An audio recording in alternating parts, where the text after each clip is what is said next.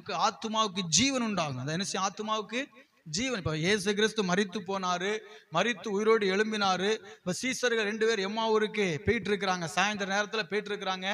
இயேசு அவங்க மத்தியில வந்தாரு, தன்னை ஒரு வேற்றாளை போல காமிச்சு அவங்களோடு கூட இணைஞ்சு சொல்றாரு, நீங்க என்ன பேசிட்டு போயிட்டு இருக்கிறீங்க அப்படின்னு. அப்ப அவங்க கேட்கறாங்க, நீர் வெளியூருக்காரரா, உமக்கு சம்பவம் தெரியாதா? இயேசுன்னு ஒருத்தர் இருந்தார், எங்களை ரட்சிப்பார், நாங்க நினைச்சோம், சிலுவையில அரைஞ்சு கொண்டு விட்டாங்க, இப்ப நாங்க என்ன செய்யணும் தெரியல, அதான் கண்ணை தள்ளிட்டு போயிட்டு இருக்கோம் அப்படிங்க. அல்லேலூயா. இப்ப இயேசு சொன்னாரு, அவங்க இடத்துல வசனத்தை கொண்டு பேசினாராம். என்ன செய்தாரா? வசனத்தை கொண்டு பேசினார். அப்ப வசனத்தை கொண்டு அவர் இப்படி எல்லாம் பாடுபட வேண்டும் என்று சொல்லியிருக்கே, அவர் மரிப்பார் என்று சொல்லியிருக்கே, அவர் 3ஆம் நாள் உயிரோடு எழுந்திருப்பார் என்று சொல்லியிருக்கே, இதெல்லாம் நீங்க விசுவாசிக்கல என்று சொன்ன போது அவர்கள் அதை கேட்டார்கள், ஆனா அதை உணராம இருந்திருக்கிறாங்க. இப்போ நேரமாகிற்று. நேரமாகின போது இயேசு அவங்ககிட்ட விலகி தனியா போறது போல காமிக்கும் போது அவங்க சொல்றாங்க, நீங்க எங்க போறீங்க? நேரம் ஆயிடுச்சு, எங்களோட கூட தங்கிட்டு பொழுது விடிந்த பிற்பாடு எழுந்து போகும் என்று சொல்லி அவரை அனுப்பி அவரை கட்டாயப்படுத்தி கூப்பிட்டு வந்து நைட் ஆயிட்டு எல்லாரும் உட்கார்ந்து சாப்பிடுறதுக்கு அப்பம் பிக்கும் போது இயேசு அப்பத்தை ஸ்தோத்திரம் பண்ணி பிட்டார அவங்க கண்ணு திறந்துச்சான். இல்லையா? சொல்லுங்க. கண்ணு திறந்ததோட இயேசு கிறிஸ்து மறைஞ்சிட்டாரு. நினைச்சிட்டாரு?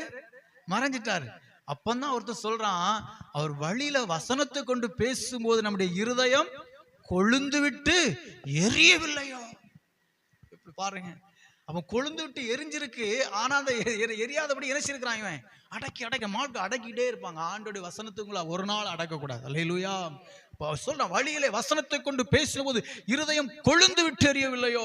அந்த வார்த்தை, வசனத்தை தேவன் பேசும்போது நம்முடைய இருதயம் உயிர்ப்பிக்கப்படுகிறது, நம்முடைய ஜீவன் உயிர்ப்பிக்கப்படுகிறது. நாம் உயிர்ப்பிக்கப்படுவதற்கு இந்த வசனம் நம்முடைய வாழ்க்கையில மிக மிக அவசியம். அல்லேலூயா.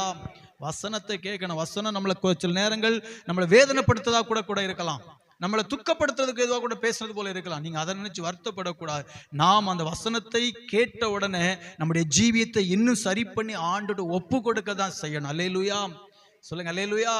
ஆமா, தப்பு செய்த பிள்ளைய நீங்க தண்டிக்காம தடைவிட்டே வளர்த்தா ஒரு நாள் உங்க கொதவளை பிடிச்சு நெரிச்சிட்டு இருப்பான்.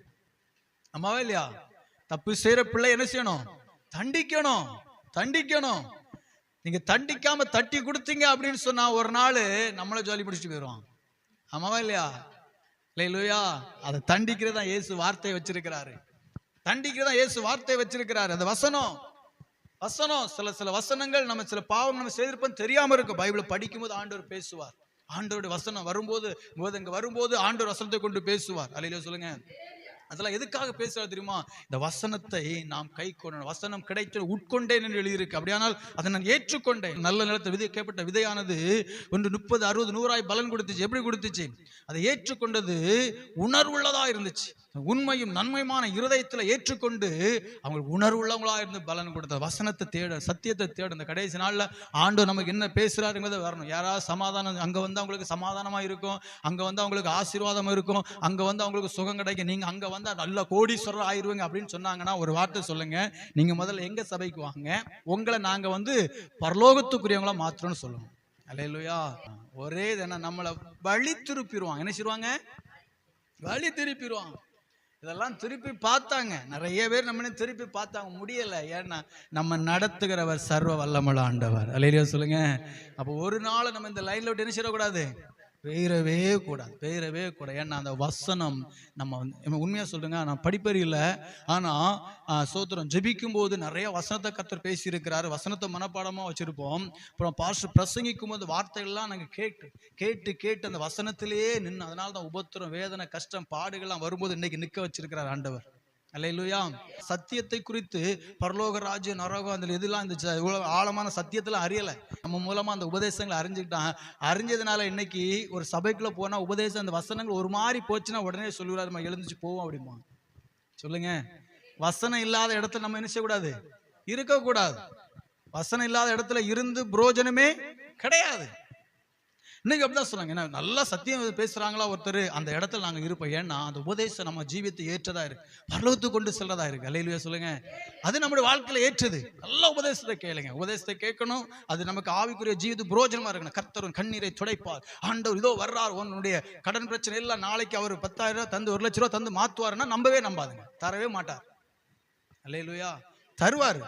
தருவார், தரமாட்டார் சொல்ல, தருவார். எப்படி தருவார்னா, நீ கீழ்ப்படிந்து சரிப்படிந்து ஆண்டவனை சரி பண்ணி நல்ல ஒரு வேலையை தந்து, அந்த வேலையில ஒரு சின்ன அப்படியே ஆசீர்வாதத்தை தந்து, அந்த ஆசீர்வாதத்தை படிப்படியா ஆசீர்வதிச்சு உயர்த்துவார் ஆண்டவர். அல்லேலூயா, அல்லேலூயா சொல்லுங்க, அல்லேலூயா.